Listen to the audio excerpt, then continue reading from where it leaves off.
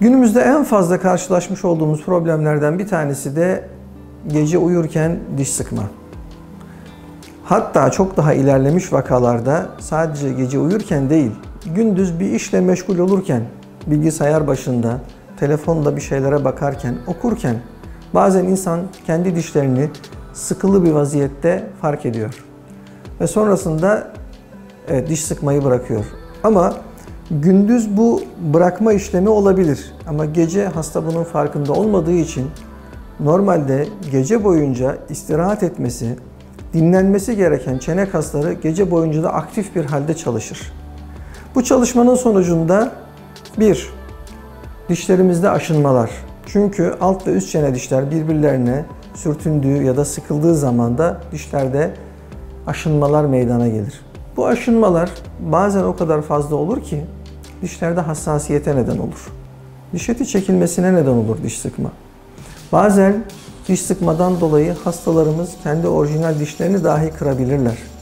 Ki yapılan bir takım restorasyonlar da dolgu olsun, zirkonyum kaplamalar veya laminalar, bu tür restorasyonlar da diş sıkma sonucunda kırılabilir. Başka bir dezavantajı ve olumsuz etkisi nedir? Aşırı derecede kuvvete maruz kalan çene kasları ciddi şekilde belirginleşir. Çene köşesinde masseter kası dediğimiz bu kasın ciddi bir şekilde belirginleşmesi hastanın yüz ifadesinin değişmesine neden olur. Çene kısmının daha fazla genişlemesi zaman içerisinde görülebilir.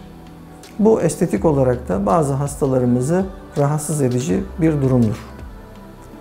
Diş sıkmanın tedavisinde iki yöntem uygulanmaktadır. Birincisi klasik yöntem, gece plağı dediğimiz şeffaf bir plak. Gece yatmadan önce bazen hastaların gündüz de dişini sıktığı durumlarda eğer toplum içerisine çıkmayacaksa kullanabileceği bir plak yardımıyla diş sıkmanın önüne geçilebilir. Hasta dişini sıkmış olsa bile dişler birbirleriyle temas etmeyeceği için dişlerine zarar vermesi engellenmiş olur. Son yıllarda daha popüler olan bir tedavi ise diş sıkmayı sağlayan kas bölgesine botoks uygulanması. Bu bölgeye botoks uygulandıktan sonra yaklaşık 6 aylık bir süre için o bölgedeki kas aktivitesi normalden çok daha aza indirgenmiş olur. Hastalarımız yine çiğneme ve konuşma fonksiyonlarını yerine getirebilirler. Ama gece yapılan o diş sıkma çok daha minimumda olacaktır. Bazen tamamen de kaybolduğu da görülmüştür. Konuyla alakalı daha fazla bilgi almak için sosyal medya hesaplarımızı, web sitemizi veya direkt kliniğimizden bize ulaşarak elde edebilirsiniz. Sağlıklı günler dilerim.